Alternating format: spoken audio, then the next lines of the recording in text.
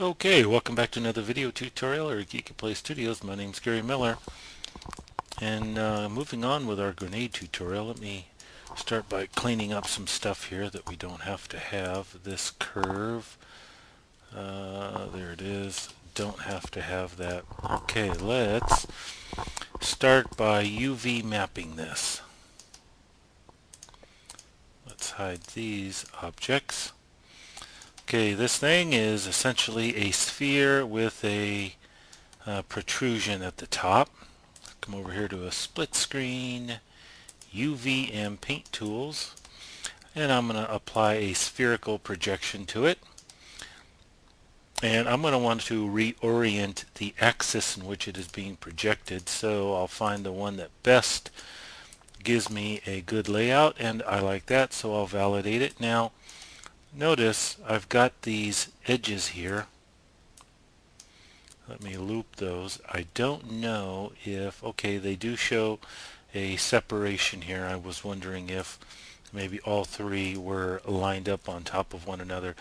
That might not be enough. When we apply a texture to it, it might look a little compressed there. Don't know yet. We'll only know once we apply a texture to it. Okay, now the reason why I mentioned that this has a protrusion on it, it's just not reflected here in our texture map. So let me select those edges, and they're selected there, and let me drag them up. And how I drag them, you'll see how they appear with the texture on them. So I want to drag them up until the texture checker, until this looks like a cube and not a rectangle. Okay, that looks good. I'm done with that. We are done with our hand grenade. What I should do now is let me select all of these, and I'll just scale it down so it fits here inside of my UV map. Okay, that's good. Let's save that. I'll hide that for now. This beast I'm going to do later. Okay, this little hinge thing that we made. Let's apply a cylindrical projection to that. And looking at our options here, looks like the Z is going to be the best. There's something missing though. Where are the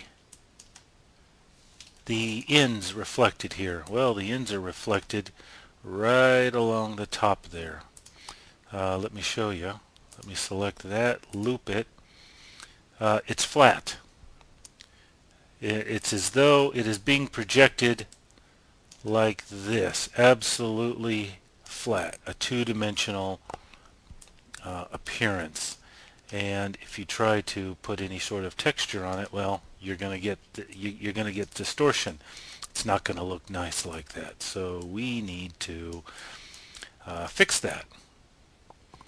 So let me abort that. I'm going to come up here to click on Unfold. Select my edges. I'll just select that edge, and I'll select that edge. Let me re-enable my hand grenade. This thing. Okay. I want the seam not to be visible. Let me go ahead and loop that. I don't want the seam to be visible, so I don't want to create a seam here. I want to create a seam back here. Well, no one will see it. Since I have established since I've made a selection of what I want to be the seams of this object, I'm going to click the plus button. And if I come back over here, you see they're outlined in dark blue. So Hexagon recognizes that that is the selection of seams that I have created. And I've already gone ahead by pressing this. I've let Hexagon know that's what I want. So let's unfold it. There we go. Now let me validate it before I do something stupid. I'm going to take this one and move it right over onto that one. this face can receive the exact same texture as that one, and no one would ever know because you can only see one end at the same time. So let me select both of them. Actually, let me do here's something I learned. If you select points, you cannot, if you select faces of your UV map, you can't see how the texture is being projected on it.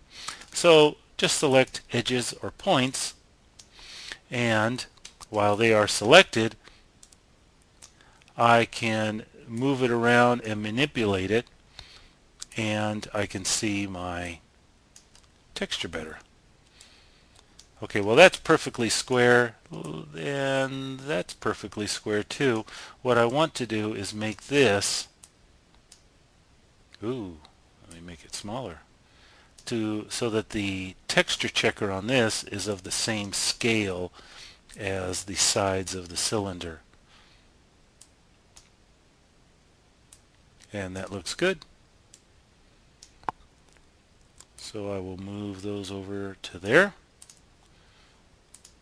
Then that will work. Okay, validate that. Hide that. Let's move on to the other object here.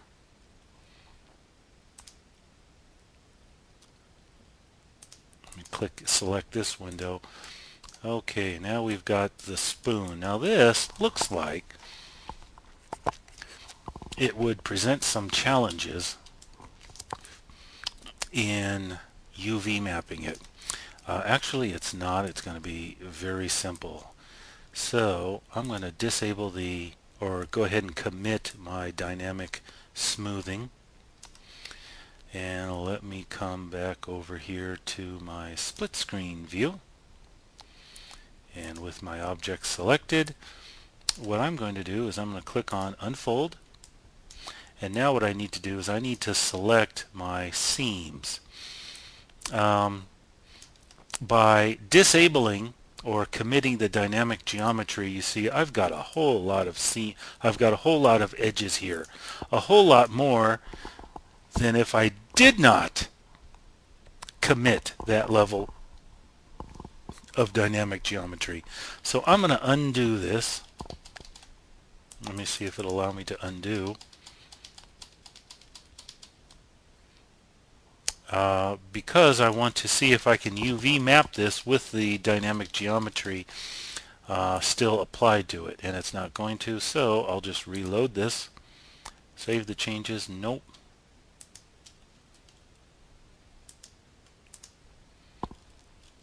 And let's just frame all my objects. Maybe I'll just shut this down and reload it.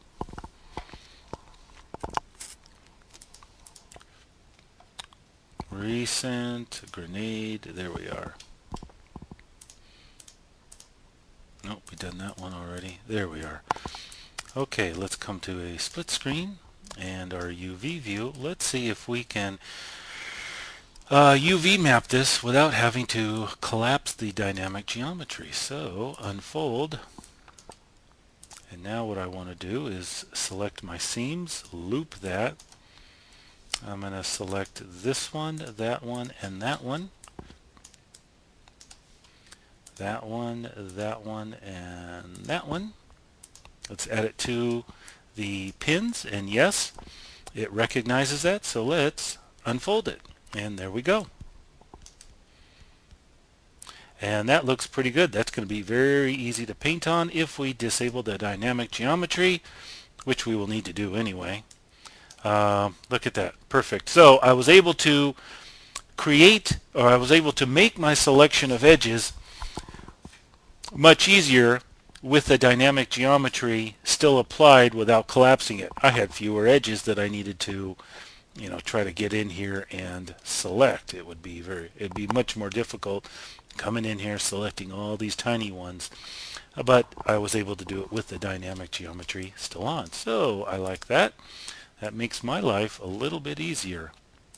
Go ahead and validate that, and with points enabled, I will select that, and let's just rotate this upward.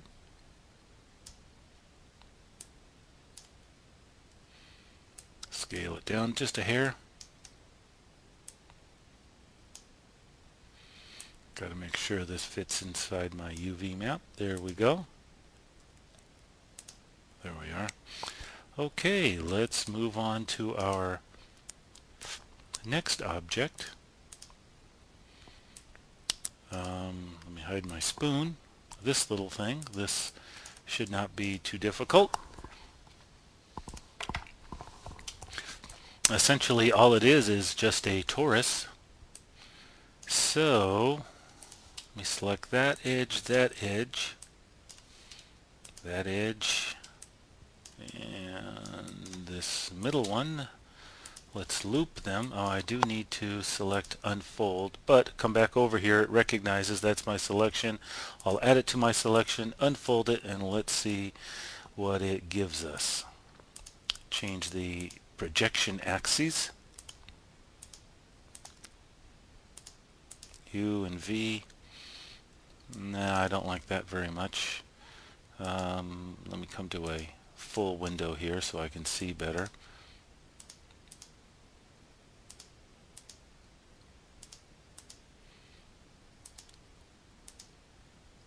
I think X is going to be, maybe not, no.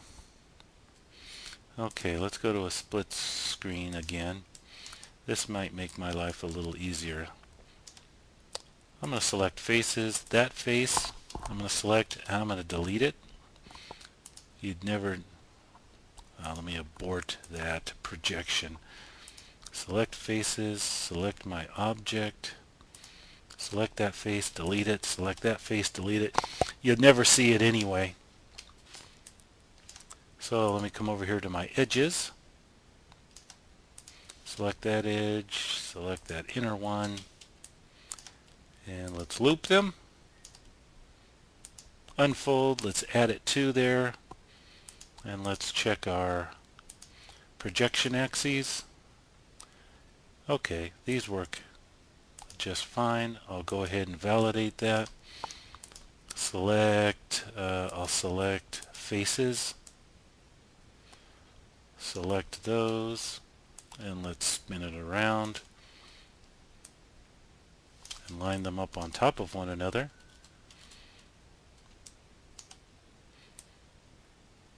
Because the texture that one receives, the other can receive it just as well. So when we paint it, we'll be painting on both sides. Validate that. Okay, we're done with that piece. Let's come over to this one.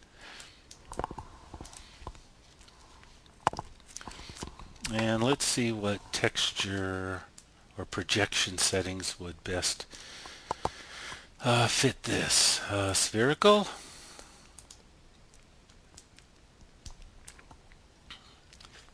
I don't think that's going to work.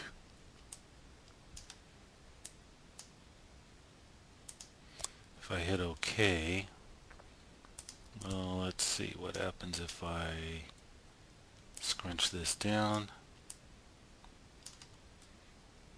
Let me come to a full screen so I have a little bit more space here. And I will select those, drag them up, and select these top ones.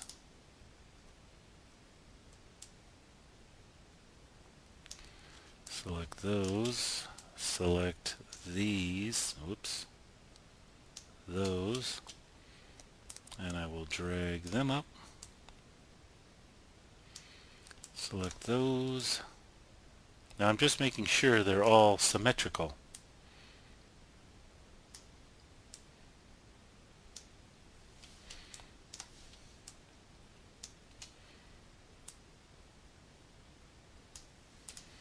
Okay, let's come to a split screen and see what our texture looks like.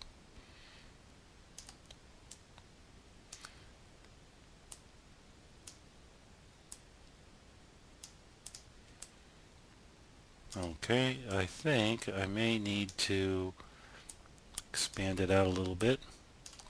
Because remember, I want the texture to be on here to be square.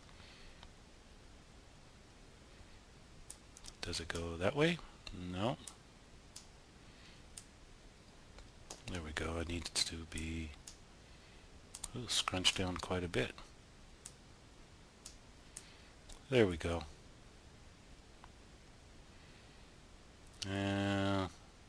No, it's not looking too hot on this side. Why is that? That is the top.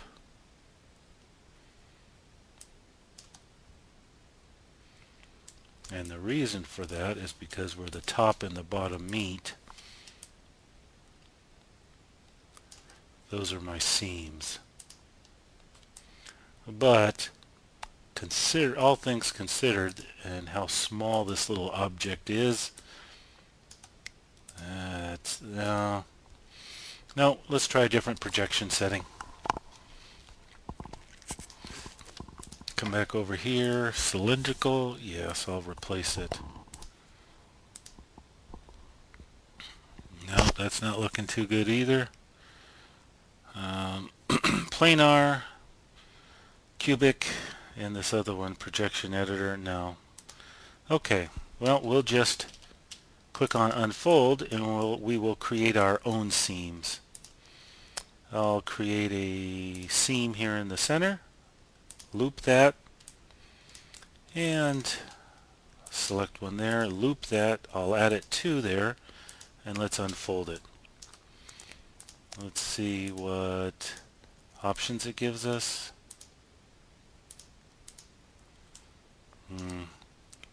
Well, that's pretty good, except it's pretty poor down here. That's much better. Change the pinning axis and come to a full screen view. That's not so bad. Okay, what I'm going to do is I'm going to select these points here. I'm going to bring my scale slider right to the middle. And if you ever saw my tutorial on unwrapping a tire, this is exactly the same process. And what I'm going to do is I'm just going to pause the video here, and I'm just going to straighten out all these vertical ones. I'll be right back. Okay, I'm done with the vertical ones. So what I'm going to do is I'm going to select the horizontal ones. Let's loop these and just straighten them all out. And I'm going to pause the video here. I'll be right back. Okay, now that looks pretty good. Let's look at our texture checker and let it be the judge.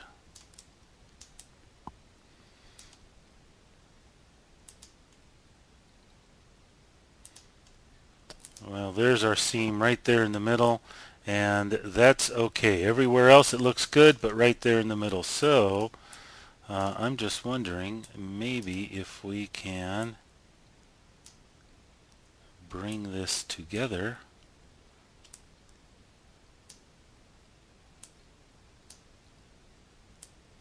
Let me zoom in here.